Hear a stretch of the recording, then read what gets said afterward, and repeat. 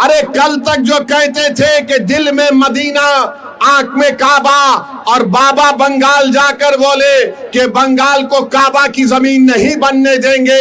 अब बाबा के साथ बैठकर जिसने कहा था कि दिल में मदीना आंख में काबा, दोनों बैठकर चाय पी रहे हैं, दोनों बैठकर चाय पी रहे। और गाली किसको दे रहे हो? ओवैसी को। अरे मैं जानता था ये तमाम के तमाम कठपुतलियां हैं बीजेपी आरएसएस के। मेरे अजीज दोस्तों और बुजुर्गों, मुझ पर इल्जाम लगा दिया जाता है। आज हम आपकी इस मुबारक सरजमीन को आ रहे थे, ये बहादुरों की सरजमीन है बहरेच और मटेरा। तो ये समाजवादी पार्टी के लोग ये कहना शुरू कर दिए कि असदुद्दीन ओवैसी आएगा तो भाजपा को फायदा होगा। बताओ अखिलेश यादव, बिहार में तुमने अपने 5 सांसद को भिजाया था कि ओवैसी ना जीत पाए। तुम्हारे 5 सांसद सीमांचल किशनगंज में आकर 15 दिन बैठ गए, रोज मीडिया से बात करते, रोज गांव गांव जाकर जनता को बताते, मगर नतीजा क्या निकला? जिन 4 विधायक को अखिलेश यादव के भाई तेजस्वी यादव ने मंजलिस से तोड़ लिया था, सीमांचल की जनता को लाखों सलाम। उन्होंने अखिलेश यादव की इस नापाक मंसूबे को नाकाम कर दिया और मंजलिस के 5 विधायक को दोबारा कामयाब कर दिया। हम यहां पर आ रहे और फिर शुरू हो गए बी टीम है।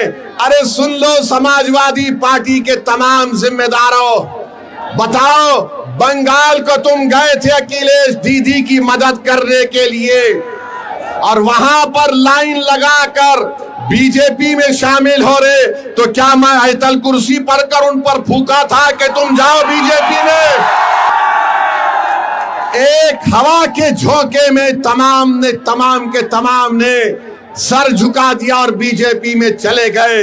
अरे तुमने हमारे विधायक को तोड़ा, बिहार में हम दोबारा जीत कर आए। मैं उत्तर प्रदेश की जनता से अपील कर रहा हूं, बहरेच और मटेरा की जनता से अपील कर रहा हूं, आप मजलिस का साथ दीजिए। हम मर जाना पसंद करेंगे मगर अपने ईमान और आपकी मोहब्बत का सौदा नहीं करेंगे फिरका परस्त आरएसएस की ताकतों के सामने। इल्जाम हम पर लगाया जाता है मगर कारनामे कोई और करता है। बताओ अखिलेश यादव, जो ममता बनर्जी के 20 MP चले गए, क्यों गए वो? उनको कोई कुछ नहीं बोलता।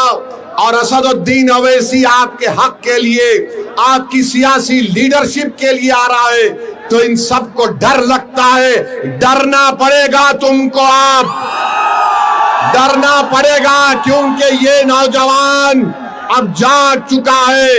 इन नौजवानों ने ठान ली है कि इंशाअल्लाह ताला अब के बार उत्तर प्रदेश में इनके इत्तेहाद का एक इनकलाब बर्पा होगा। इनके इत्तेहाद से इनकी लीडरशिप पैदा होगी, इनकी मेहनत से इंशाअल्लाह ताला आपके नुमाइंदे उत्तर प्रदेश के विधानसभा में जाएंगे।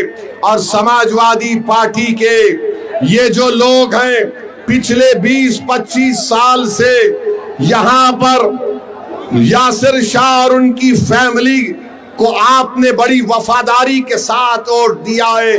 बताइए उन्होंने बहरेच और मटेरे में क्या काम किया?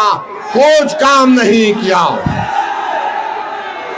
आपने वफादारी से वोट दिया मगर इन्होंने कहीं पर भी एक अस्पताल नहीं बनाया।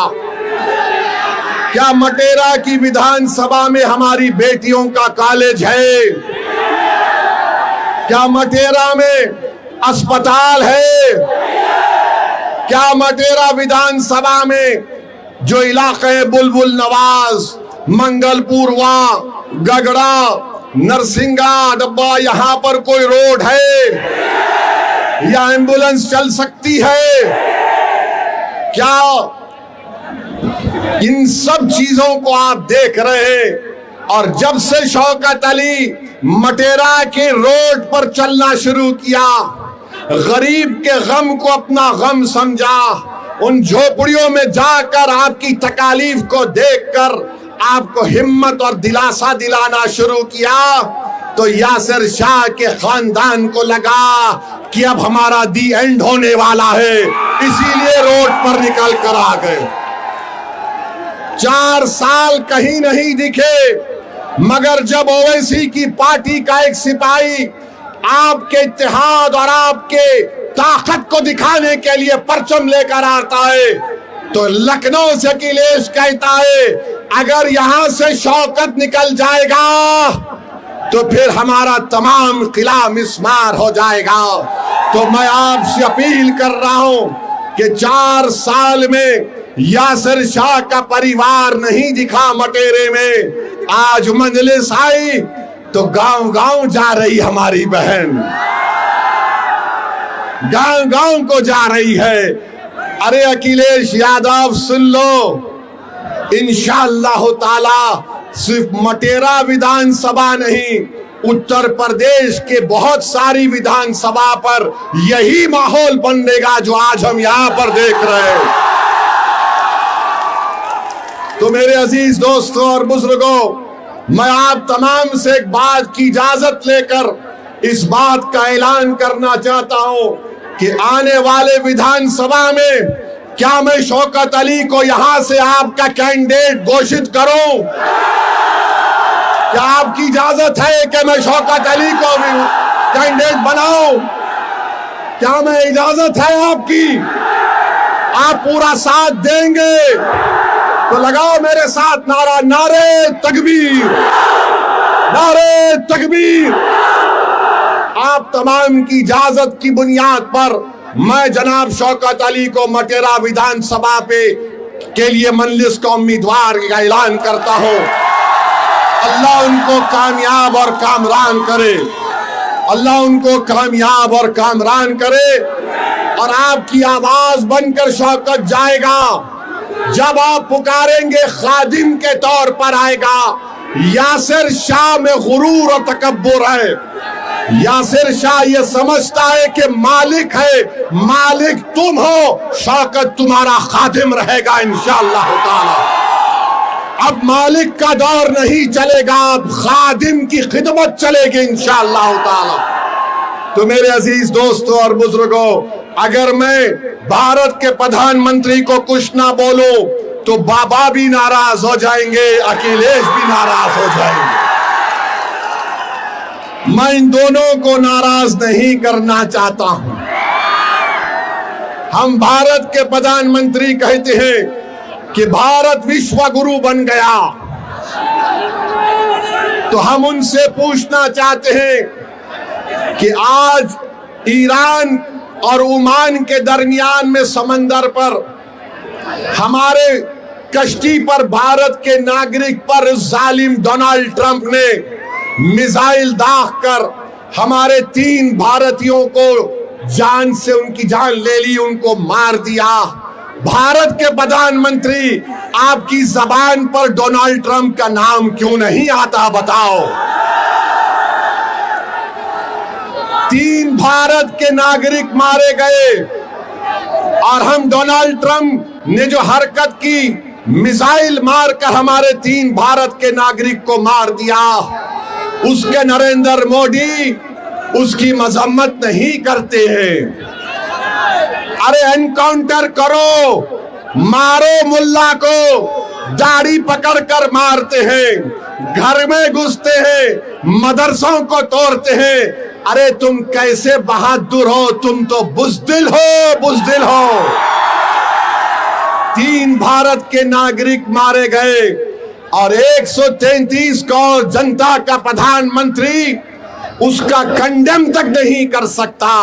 और अफसोस की बात यह है कि एक हमारे सीफेरर की लाश, एक हमारे सीफेरर की लाश 2 दिन से वहां पर रखी हुई है। उस कश्ती का कैप्टन वीडियो बनाकर हम तमाम से अपील कर रहा है कि बताओ इस देश के प्रधानमंत्री को इसकी लाश कम से कम उसके घर को पहुंचा दो, इसके घर को पहुंचा दो। बताओ मेरे अजीज दोस्तों और बुजुर्गों, सिर्फ ताकत आजमाते हैं मजलूमों पर, कमजोरों पर, मगर ट्रंप क्या तुम्हारे पप्पा है? एक जालिम है वो। ट्रंप पर कुछ नहीं बोला जाता।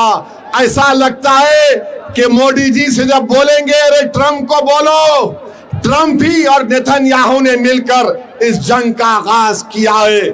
मेरे अजीज दोस्तों और बुजुर्गों, बहरहाल आप देख रहे हैं कि नरेंद्र मोदी के प्रधानमंत्री को बनकर 12 साल हो चुके हैं। कीमती आसमानों को छू रही है, गरीबों के गैस के सिलेंडर कम कर दिए गए, आज हम कर्जों में डूब रहे हैं। बहरहाल मेरे अजीज दोस्तों और बुजुर्गों, मैं यही चंद बातें आपके पास रखने के लिए आया हूं